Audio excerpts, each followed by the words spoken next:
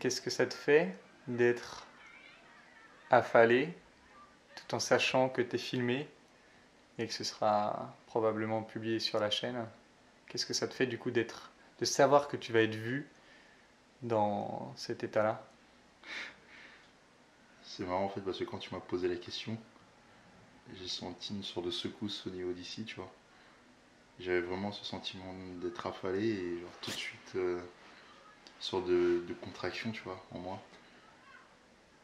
Et la voix dans ma tête, c'était ah merde, je suis filmé, il faut que je me tienne droit, il faut que ce soit parfait, il faut que ce soit bien, je sois exemplaire et tout, face à la caméra.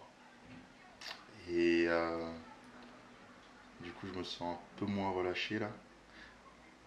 Mais c'est comme si le fait de le dire là, ça me permettait de me relâcher un peu plus en fait, tu vois. Et là maintenant, je me sens plus apaisé maintenant que je l'ai dit en fait.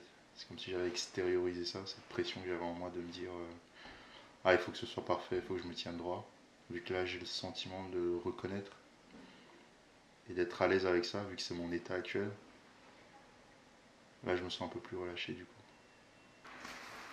Ouais, on sent un truc classique, exprimer ta vulnérabilité, ça te met plus à l'aise.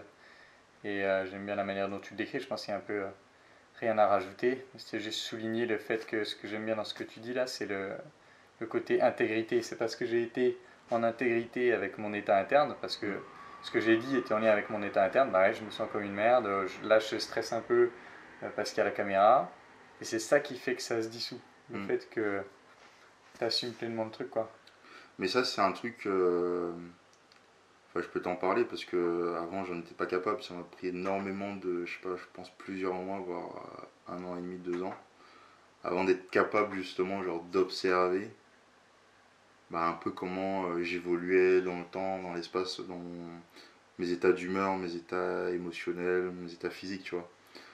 Je pense le plus difficile, c'est déjà de prendre le temps d'être centré vers soi et ensuite mettre des mots dessus, Hmm. tu vois. Et je pense qu'au début, c'est pas un exercice facile, mais je pense à force de le faire, à force de vraiment faire une pause, en fait, c'est un peu comme une sorte de méditation, même si c'est pas vraiment ça. Faire une pause et observer justement ce qui se passe en moi, ou du coup en toi, ou Hmm. en la personne qui est en train de nous regarder, quoi. Et d'être capable de enfin, déjà sentir qu'il y a un truc. Et après, l'étape suivante, c'est d'être capable de mettre des mots dessus, tu vois. Ça, c'est Ouais. vraiment pas facile, en fait. Et ça, bah, du coup, j'en profite. Ça, tu pourras mettre dans la description si tu veux. J'ai regardé, bah, avant de venir, une conférence d'un Belge qui s'appelle Thomas Dassembourg, je crois. Je Dassembourg, un connais, truc comme ouais. ça, ouais. Il avait Ah, fait avec une les développer conférence soyez vrai. exactement. Bah, il parle de Ouais, ça, en soyez fait. vrai. Une question de discernement, d'être capable d'observer ce qui se passe en soi et de le partager, de l'exprimer. Hmm.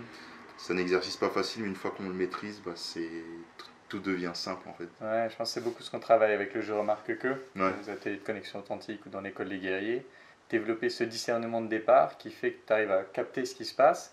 Et là aussi, ce que j'aime, et je pense que beaucoup de gens ne font pas, et c'est pour ça qu'ils n'arrivent pas à reproduire cet état de bien-être dans le stress, c'est que tu prends le temps. Ouais. Tu prends le temps de l'observer. C'est assez lent. Je ne sais pas combien de temps il y a eu, mais tu prends le temps de l'observer, tu prends le temps de l'exprimer. C'est comme si tu sais pas à l'avance ce que tu vas dire vraiment. C'est Ouais. comme si tu le formules et t'exprimes ce mal-être, tu le sens en live Ouais. se dissiper et prendre le temps d'exprimer ce qui est présent, prendre le temps d'être soi. Au final, je pense que ça, beaucoup de gens ont peur de le faire. Ils se disent tout de suite, il faut que je dise un truc intéressant, il faut que Ouais. j'enchaîne, il faut que j'enchaîne. Et du coup, ils sont dans ah, ça reste quoi, ça reste. Alors que là, non, je prends le temps de le poser et du coup, ça se dissipe. Là, il y a un truc qui me vient à l'esprit en t'écoutant parler. En fait, quand tu parlais du fait d'exprimer, je pense c'est aussi. Finalement, c'est un dialogue en fait, avec toi-même. Mhm. Même si tu exprimes quelque chose, en exprimant, du coup, c'est comme si tu reformulais un peu ce que ton toi antérieur, entre guillemets, te Te disait. transmettre, exact. Et c'est un message que enfin, la personne, entre guillemets, te fait passer ton toi intérieur, du coup, et tu mets juste les mots dessus pour Ouais. reformuler, pour être sûr, entre guillemets, que tu as bien compris ce qui se passe en toi. Ouais, c'est pour ça ce que dit Krishnamurti qui m'a beaucoup marqué quand j'ai créé l'école des guerriers, c'était le meilleur moyen de se connaître soi-même, c'est de s'exprimer et de regarder ce qu'on a Ouais. dit. Et là, c'est exactement ce que tu fais. Tu t'exprimes, tu regardes, et tu dis, ah ok, c'est bon. Mm. T'es prêt à repartir, quoi.